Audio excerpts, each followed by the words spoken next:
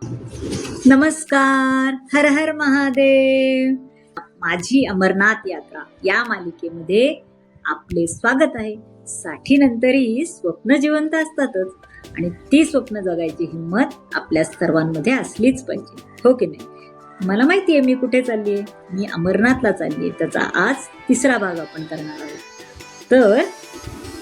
तर आज मी ही एक बॅग आहे माझ्याकडे ऑलरेडी, कारण अशी एक सॅक असायला हवी आहे. असं का तर काही ठिकाणी असं होतं की आपली बॅग ट्रॅव्हलवाले म्हणजे जी आपली टूर अरेंज करतात ती जिथे 2 दिवसाचा किंवा 1 दिवसाचा मुक्काम आहे तिथे आपले 1 दिवसाचे कपडे घ्यायचे आणि 1 दिवसाचं लागणारं सामान घ्यायचं आणि बाकी बॅगा तुम्हाला 2 दिवसांनी असं किंवा नेक्स्ट डेला असं मिळतात. कारण प्रत्येक ठिकाणी मोठ्या बॅगा उतरवणं, त्या कॅरी करणं, ठेवणं आता अमरनाथसारख्या ठिकाणी पण ते शक्य नाही आहे. त्यामुळं बॅगा मोठ्या आपल्या हॉटेलमध्ये वगैरे राहतील आणि मग छोटी अशा एखादी बॅग घेऊन जावं लागणार. तर ही माझी बॅग आहे माझ्याकडे ऑलरेडी, जी मी अजून एका टूरला गेले होते त्यांनी मला ही बॅग अशी दिली होती, त्यामुळे ती आहेच माझ्याकडे. मग मी कशाला घेऊ नवीन? आणि ही बॅग पण चांगली आहे, अगदी ब्रँड न्यूच आहे. मी वापरली पण नाही एकदाही अजून. तिथं दिली ती तशीच होती, कारण मी सॅग जास्त वापरत नाही त्यामुळं कधी मी ती वापरलीच नाही, तशीच होती. त्यामुळे ही सॅग आहे. आणि आता पण तिथे गेल्यानंतर असं आहे, आता तुम्हाला जसं मी सांगितलं तसं की अमरनाथला खूप जास्त पाऊस पडणार आहे अशी शक्यता वर्तवली आहे. त्यामुळं आता समजा ही बॅग नेताना किंवा जाताना जर पाऊस पडला आणि मग ही बॅग आतमध्ये कपडे असणार, त्याच्यामध्ये बरंच सामान भरणार आपण, तर त्या बॅगेला घालण्यासाठी असं हे मी एक कवर पण घेतलेलं आहे. दिसतंय का तुम्हाला? असं एक कवर आहे ज्याचं लाईफ लॉंग असं त्याचं नाव आहे. तर ते लाईफ लॉंग टिकणार की नाही मला माहिती नाही. आता ते दिसायला तर छान दिसतंय, पण आता टिकणार की नाही. असं हे बॅगला पूर्ण कवर घालून त्याला असा मागे बेल्ट पण आहे पहा, पूर्ण बॅग कवर होते त्याने आणि मग चालेल आपल्याला, हो की नाही? तर ती बॅग भिजू नये म्हणून हे आहे. अर्थात खरं तर मला ते स्पाईन सर्जरीमुळे पाठीवर असं वजन घेऊन मी फारसं चालू शकणारच नाही आहे, पण ते घेऊन डोलीतनं आपली जाणार असं. त्यामुळं ही बॅग भिजू नये ना, यामुळं ही कवर पण मी प्रिकॉशन म्हणून घेतलेलं आहे. आता हे कवर म्हणाल तर मी 156 रुपयाला घेतलं होतं. म्हणजे ही बॅग मला फ्री आहे, पण त्याला कवर हे मी 156 रुपयाला घेतलेलं आहे. त्यामुळे ही माझी खरेदी झालेली आहे.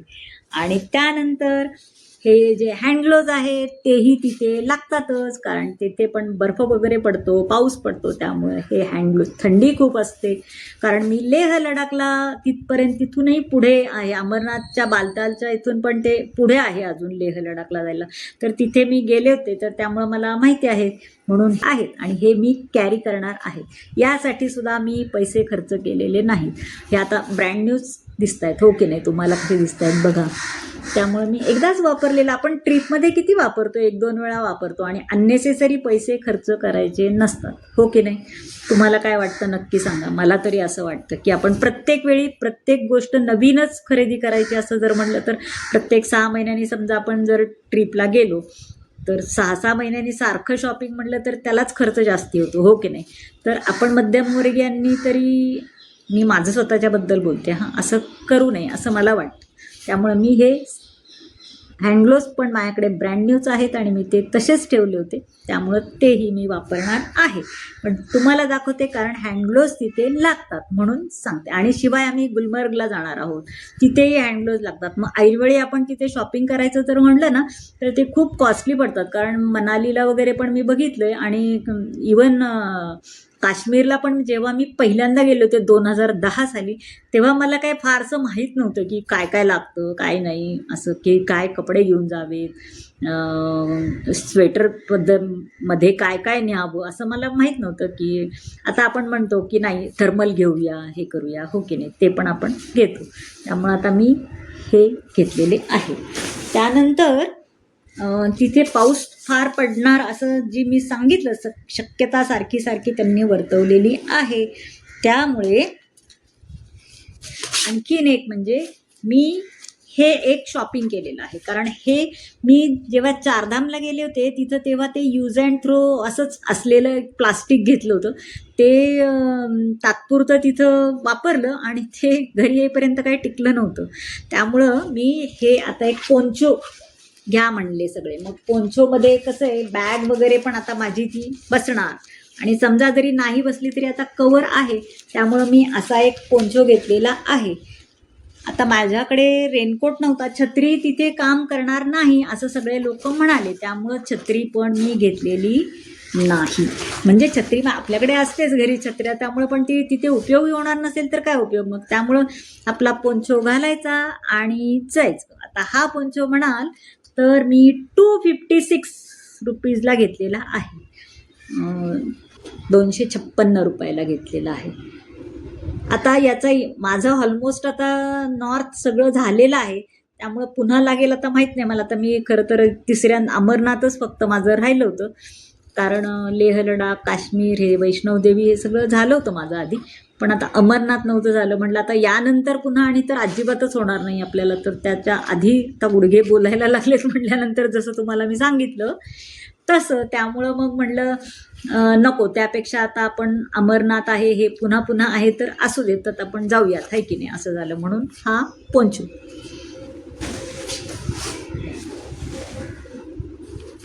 ही माझी झालेली आहे खरेदी. आता म्हणजे आता तुम्ही बघा, हा मी 156 रुपयाचं काय ते घेतलं होतं कवर, आणि हे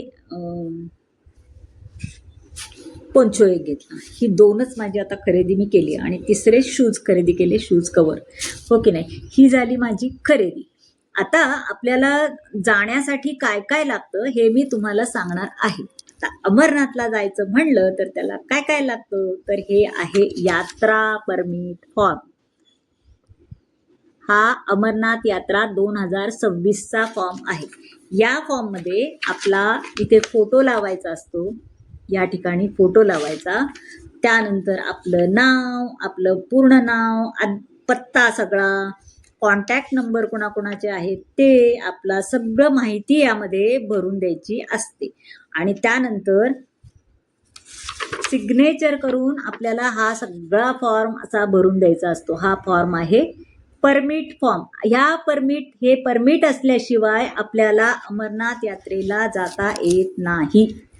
त्यामुळं परमिट असणं अत्यंत आवश्यक आहे. हे झालं एक. तिथे आपल्याला लागतं आपलं पॅन कार्ड, आधार कार्ड, हेही आपले आवश्यक असतं.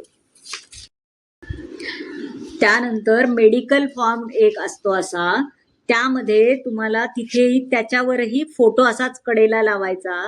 त्यानंतर त्या फॉर्मवर तुम्हाला कुठला आजार आहे का, काय आहे का, असं ते सगळं लिहून द्यायचं. जर असेल तर म्हणजे त्याप्रमाणे, जर यांना हा आजार आहे आणि मग तो असेल तर त्याप्रमाणे, समजा जर तिकडे त्रास झाला तर त्यांना सांगताना आपल्याला माहिती असलं किंवा नसलं, त्यांना तर माहीत नसतं ना. आता मी जसं म्हणते की माझे बरेच ऑपरेशनं झाली आहेत, 5-7 ऑपरेशनं झालेली आहेत, हे इतकं डिटेलमध्ये लिहिलं तर मग परमिशनच मिळत नाही आपल्याला, हो की नाही. पण तरीही तिकडं गेलं आणि काय प्रॉब्लेम झाला तर काय करणार, असं पण होतं ना. त्यामुळं आपल्याला जो मेन आजार आहे तर तो तर लिहून द्यायलाच हवा आणि द्यावा लोकांनी. कारण जर आपल्याला काय श्वास घ्यायला त्रास झाला किंवा काय झालं किंवा उपचार करण्याची जर गरज पडली तर त्याच्यावेळी ते उपयोगी येईल, म्हणून आपण सगळं ते भरायलाच हवं. त्यामुळं मला 1-2 आहेत ते स्पाईन सर्जरी म्हणा किंवा गॅस्ट्रिक बायपास झाले माझं सर्जरी, त्यामुळं मी ते लिहून दिलेलं आहे. आणि ते दिल्यानंतर तुम्हाला गव्हर्मेंट हॉस्पिटलमधूनच परमिशन, ते सही शिक्का त्या डॉक्टरांचा घ्यावा लागतो. आणि जर त्यांनी तुम्हाला फिटनेस सर्टिफिकेट दिलं नाही तर तुम्ही अमरनाथ यात्रेला जाऊ शकत नाही. त्यासाठी तुमचं फिटनेस सर्टिफिकेट हे अत्यंत आवश्यक आहे. आता आमचं फिटनेस सर्टिफिकेट झालेलं आहे, त्यानंतर परमिट फॉर्म झालेला आहे, यात्रा परमिट मिळालेलं आहे आम्हाला, हे सगळं झालेलं आहे. आमची टूर ऑर्गनायझर जे आहेत त्यांनी ते सगळं केलेलं आहे. त्यामुळं या सगळ्या गोष्टी पण आम्हाला भरून द्याव्या लागणार आहेत. आणि शिवाय आपल्या घरातल्या 2 लोकांच्या परमिट, की आमच्या यात्रेला जाण्यास हिला परमिशन आहे, म्हणजे मला परमिशन आहे असं म्हणून आता समजा मला आमच्या अहोंची, आणि आता मला एकच मुलगी आहे त्यामुळं आम्ही दोघंच घरी असतो, त्यामुळं माझ्या अहोंची आणि माझ्या मुलीची मला सही घ्यावी लागणार आहे.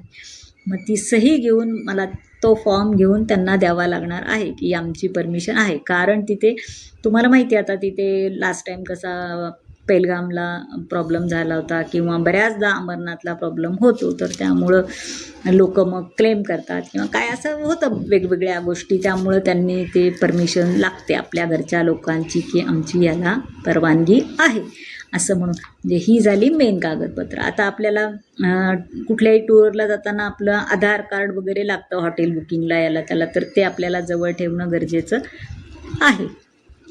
तर ही सहलीबद्दलची बेसिक माहिती झाली. आता आम्ही जम्मूपर्यंत जाणार आहोत ट्रेननी, आणि तिथून नंतर मग आम्ही वैष्णवदेवीला जाणार आहोत. जम्मू सिटीची टूअर आहे, त्याच्यानंतर श्रीनगर आहे, म्हणजे आता अमरनाथ टूअर आहे, गुलमर्ग, सोनमर्ग अशी वेगवेगळी ठिकाणं याच्यामध्ये आहेत. तर ती आम्ही सगळी पाहणार असल्यामुळे आता रेग्युलर आपले तर थर्मल म्हणा किंवा स्वेटर किंवा इनर आपले जे असतात ते, आणि ह्या सगळ्या म्हणजे थर्मलचे इनरचे आपल्याला अगदी गरजेचे असतात तिथं गेल्यानंतर. कारण समजा आता मला HB कमी असतं माझं आणि त्यामुळं मला थंडी खूप वाजते, त्यामुळं मला लेयर्समध्ये कपडे घालावे लागतात. कारण इवन अगदी सिमला मनाली किंवा कुठे गेलं तरी थंडी खूप वाजते आपल्याला, त्यामुळं मी लेअरमध्ये मग, कारण काय होतं एकच जडवालं जॅकेट जर आपण घेतलं खूप जड असलेलं तर मग ते कॅरी करायला पण, आणि ते मोठं असं असलं की मग ते काढलं खूप गरम झालं की आपण काढतो आणि जड जॅकेट कॅरी करायला पण त्रास होतो. मग आपल्याला समजा जर लेअरमध्ये आपण कपडे घातले की थर्मल म्हणा, त्याच्यावर आपल्याला जो हवा तो ड्रेस, मग एखादा जरा स्वेटर, मग अजून वाटलं तर मग जॅकेट वगैरे त्याच्यावर नाही का नॉर्मल असं, म्हणजे लेअरमध्ये कपडे घातले तर मग आपल्याला ह्या गोष्टींचा त्रास होत नाही अजिबात. त्यामुळं तशा प्रकारचे कपडे मी घेणार आहे, आणि घेणार आहे म्हणजे माझ्याबरोबर ठेवणार आहे. कारण आता मी लेह लडाखला वगैरे गेले होते, त्यामुळं पेंगॉंग लेकला इकडे तिकडे प्रचंड थंडी असते तिथे, त्यामुळं आपण अगदी वाऱ्याने उडतोय की काय होतं ते, त्यामुळं त्या प्रकारचे कपडे आहेत माझ्याकडे. तर मग मी काय पुन्हा पुन्हा तेच मी जसं सांगितलं तसं अननेसेसरी खर्च करणार नाही. त्यामुळं ही आपली टूअर बजेट टूअर व्हायला पाहिजे आणि चांगलीही व्हायला पाहिजे. जिथे आवश्यक आहे तिथे आपण पैसे खर्च करतो, त्याचं कारण असं आहे. नाहीतर तुम्ही म्हणाल किती चेंगट आहे ही, काय घेत नाही काय नाही, असं नाही आहे. माझा बेसिकली खर्च आता मोस्ट ऑफ होणार आहे डोलीसाठी, हो की नाही. एक्स्ट्रा बराचसा खर्च असतो त्याला, अमरनाथच्या डोलीला खूप खर्च असतो, आणि तो एक इश्यू आहे. आणि इश्यू नाही, ती एक गोष्ट आहे. आणि शिवाय असं आहे की नॉर्थचं जेवण आहे ना मला अजिबात आवडत नाही. म्हणजे त्याचं कारण असं आहे की सकाळी सकाळी तुम्हाला ब्रेकफास्ट पुरी भाजी मिळतो. आता आपल्या म्हणजे मला तरी वैयक्तिक, आम्ही जास्त तेलकट खात नाही, त्यामुळे सकाळी सकाळी पुरी भाजी हा पदार्थ मी जास्त खाऊ शकत नाहीच, जरा काय नाहीच खाऊ शकत. कारण मी जरी ब्रेकफास्टला रोज वेगळे वेगळे पदार्थ बनवत असले तरी तेलकट हे जास्ती बनवत नाही मी, त्यामुळं मग तिथे करतो. आणि तिकडे कुठेही जा तुम्हाला नुसते Maggi Maggi Maggi Maggi Maggi ही मला खरंच सांगते अजिबात आवडत नाही. त्यामुळं इवन चारधामला म्हणा किंवा तिकडे लेह लडाखला इकडे तिकडे सगळीकडे मॅगी. हां, पंजाबला पराठे विराठे असले की चालतं आपल्याला, पण ते मग प्रॉब्लेम होतो जरा. मग त्यामुळं आपल्या आवडीचं थोडंसं जेवण घ्यावं लागतं आपल्याला, मग त्याला बराच खर्च होतो आपला, हो की नाही. असं होतं. त्यामुळे आणि लागतं एवढूसच, म्हणजे गॅस्ट्रिक बायपासमुळे मला ते अर्धी पोळी लागते, पण ती पोळी पाहिजे, असं वेळेत पाहिजे, असं सगळं ते होतं गोष्ट. त्यामुळं असे खर्च होतात. त्यामुळं बाकी हे असे खर्च थोडेसे कमी करायचे, आणि आपल्याला जे लागतं किंवा जे आपल्याला हवं आहे ते त्याच्यासाठी खर्च करायचे, हो की नाही. मग आता नातवंड आहेत माझी म्हटल्यानंतर थोडंसं शॉपिंग होतं, काय होतं असं. नॅचरली होतंच. एकच मुलगी आहे, मग तिला काही शॉपिंग म्हणा, नातवंडांना शॉपिंग असं होतात, भेटवस्तू आणा काय म्हणा, असं शॉपिंग वेगवेगळं करावं लागतं आपल्याला, हो की नाही. तर असे बरेचसे खर्च होतात. त्यामुळं आपण बजेट यात्रा, तरी मी तुम्हाला शेवटी मी लिहून ठेवले सगळं, आता किती किती माझा खर्च होणार. मी ही सगळी यात्रा माझी करून आले की शेवटचा पार्ट याच्यात असा असेल की माझा एकूण किती खर्च झाला हे मी तुम्हाला नक्की सांगणार आहे. तर त्यावेळी तरी काही नाही म्हणता म्हणता किती खर्च होईल आपला, असं मी तुम्हाला ते नक्की सांगणार. आणि मग तुम्हाला अंदाज येईल की आपल्याला खरंच ही यात्रा जर करायची असेल पुढच्या वर्षी म्हणा, किंवा नंतर, आता ऑगस्टपर्यंतच आहे, आता परमिट मिळतात की नाही माहिती नाही, कारण ती 52 वगैरे दिवसाचीच यात्रा असते ही, त्यामुळं त्याला परमिट मिळेल की नाही या वर्षीचं आता मला माहीत नाही. पण समजा नेक्स्ट इयरला जायचं असेल तर तुम्हाला हा व्हिडिओ नक्कीच उपयोगी येईल. त्यासाठी हा व्हिडिओ अवश्य पहा. आवडला असेल तर तुम्ही लाईक करा, शेअर करा, सबस्क्राईब करा. नक्की या चॅनलला सबस्क्राईब करा तुम्ही नसेल केलं अजूनपर्यंत तर, आणि बेल आयकॉनचं बटन दाबा, म्हणजे तुम्हाला येणारा प्रत्येक व्हिडिओ सर्वात आधी तुमच्यापर्यंत पोहोचेल. ओके, धन्यवाद.